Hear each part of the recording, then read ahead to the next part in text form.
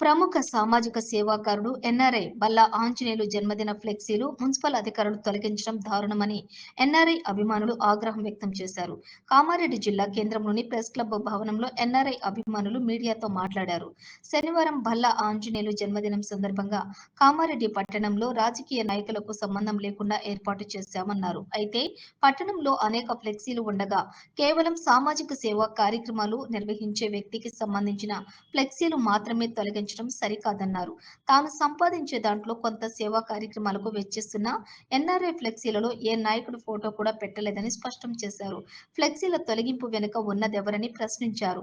రాజకీయాలకు తావు లేకుండా ఓ ఎన్ఆర్ఐ జన్మదినం సెలబ్రేషన్స్ కోసం ఏర్పాటు చేసిన ఫ్లెక్సీలను తొలగించడం అన్యాయమని, ఇలాంటివి మరోసారి జరగకుండా చూడాలని కోరారు. ఈ కార్యక్రమంలో సామల శీలాసాగర్, బంధం వేణుగోపాల్, గుర్రాల రవి, నాగళ్ల రాజేందర్, మేకల మహేష్, రంగా, అంజగౌడ్, జింకా భాస్కర్, పిట్ల సింహం, సుమన్ చారి, రవి, అజయ్, శ్రీకాంత్ పాల్గొన్నారు.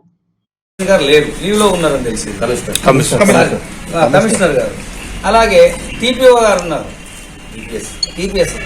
ఆమె మాట్లాడినాను, మేడం మరి ఫ్లెక్సీలు ఎట్లా పీకారు మేడం, ఎందుకు పీకారు అంటే మాకు ఎలక్షన్ కోడ్ వచ్చిందండి అందుకని పీకేసినాము. అవును మేడం, ఎలక్షన్ కోడ్ అని అంటే మేము రాజకీయ నాయకులం కాదు, వెనకాల కండవాలు లేవు, పార్టీ గుర్తు లేదు, మరి ఎందుకు పీకేసారు, అది ఎలక్షన్ కోడ్లో ఎవరైనా పీకుతాము అని అన్నారు. సరే పీకేస్తే పీకేసారు, మేము అర్థనట్లేదు. మీకు గల ఇన్స్ట్రక్షన్స్ ఎవరిచ్చారు, ఏమి ఇచ్చారో అది ఒకసారి మాకు పత్రం ఇవ్వండి, దాన్ని చూస్తాము. అందులో ఓకే రైట్, మాలాంటి వాళ్ళవి మామూలుగా ఏదైనా సెలబ్రేషన్ అట్లా వేసుకుంటే కూడా పీకేయచ్చు అనేది ఉంటే మేము గమ్మున వెళ్ళిపోతాం మేడం, అది ఇవ్వండి అని చెప్పేసి అంటే నాకు తెలియదు, అడిషనల్ కలెక్టర్ని పోయి అడుక్కోండి అని చెప్పేసి చెప్తున్నదాన్ని నిర్లక్ష్యంగా సమాధానం.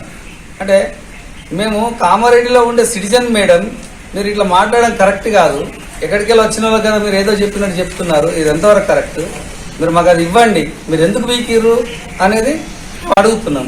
మీరు చెప్తున్నారు కదా ఇవ్వండి, అది అందులో ఉందా ఇట్లాంటివి పీకమని.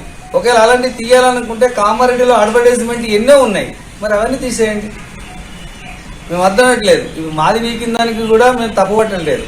మాది మీకున్న ఇన్స్ట్రక్షన్లలో పీకొచ్చు అని అంటే మేము వెళ్ళిపోతాం. లేదంటే యథావిధిగా మీరు పీకేస్తారు కదా మేడం, తీసుకొచ్చి అక్కడ పెట్టేయండి ఈ ఒక్కరోజు మాత్రమే. ఎందుకంటే ఆయన బర్త్డే అందరికి తెలియాలి, ఎంతో మందికి సేవ చేస్తున్నాడు. మామూలుగా ప్రెస్ మిత్రులకు కూడా అందరికి తెలుసు. మా మండల్లో, రాజంపేట మండల్లో కానీ కొండపూర్ మండల్లో కొన్ని మండలాలలో పెళ్లి చేసుకున్న ఆడపిల్లకు ప్రతి ఇంటికి 5,000 రూపాయలు ఇస్తాడు ఆయన, మన కళ్యాణ లక్ష్యం లాగా. వాళ్ళని చనిపోతే కూడా ఆ ఇంటికి ఒక 5,000, 10,000 రూపాయలు ఇస్తున్నాడు. ఇలాంటి ఎన్నో సేవా కార్యక్రమాలు గత ఎవరన్నా హాస్పిటల్లో ఉన్న వాళ్ళకు వచ్చి ఇమీడియట్ గా డబ్బులు ఇస్తున్నాడు. ఇంచుమించు ఆయన చేసే సేవలు ఎట్లా ఉంటాయంటే ప్యారలల్ గవర్నమెంట్ పద్ధతిలో ఉంటాయి. మన ప్రభుత్వాలు కదా కళ్యాణ లక్ష్యం ఇచ్చినట్టుగా ఇట్లా ఈయన కూడా ప్రతిదీ ఇస్తున్నాడు, అట్లా చేస్తున్నాడు. ఆయన సొంత డబ్బు, ఆయన విదేశాలలో ఉంటున్నాడు, అక్కడ కంపెనీలు ఉన్నాయి, చాలా మంది ఆయన దగ్గర పనిచేస్తారు. ఆయన ఏంటంటే ఆయన సంపాదించే 10 రూపాయలల్లా కనీసం 1 రూపాయన ఖర్చు పెట్టాలి ప్రజలకు, నా ప్రాంత వాసులకు అని చెప్పేసి కంకణం కట్టుకొని చేస్తున్నాడు ఆయన. అలాంటి వ్యక్తి మీద మీరు ఇలా కసి కట్టుకొని ఏదో రకంగా పీకిస్తున్నారు చూడండి. దాని వెనకాల ఎవరున్నారో మాకు తెలుసు, కానీ అది కరెక్ట్ కాదు. ఎందుకంటే ఆయన ఏ పార్టీకి చెందిన వ్యక్తి కాదు. నా వెనుక కూడా పార్టీ సింబల్ లేదు, కండువా లేదు, ఏ పార్టీ లీడర్ నాయకుడు కూడా లేడు అక్కడ. ఇప్పుడున్న ప్రజెంట్ అధికారంలో ఉన్న గవర్నమెంట్ కావచ్చు, లేకపోతే ప్రతిపక్షం కావచ్చు, ఎవరైనా కావచ్చు, అలా ఎవరి ఫోటోలు లేవు. పదవులు ఉన్న వ్యక్తులు ఎవరి లేవు, సామాన్యులు ఉన్నాయి, ఇట్లాంటి వాళ్ళ ఉన్నాయి. అది పీకేయడం ఎంతవరకు కరెక్ట్? మేమైతే ఈరోజు బ్లాక్ డేగా మేము అనుకుంటున్నాం. అది చేయడం మున్సిపల్ ఏదైతే చేస్తుందో అది కరెక్ట్ కాదు. ఒకేలా కరెక్టే అయితే మాకు సమాధానం చెప్పాలి. మేము అడిగినప్పుడు ఓకేనండి మీరు అడిగారు కదా ఇది సమాధానం మీకు అని చెప్తే మేము వదిలేస్తాం. మేము పోయాడ మేము అడుగుతుంటే నిర్లక్ష్యంగా పంపించేస్తుంది బయటకు, ఎంతవరకు కరెక్ట్?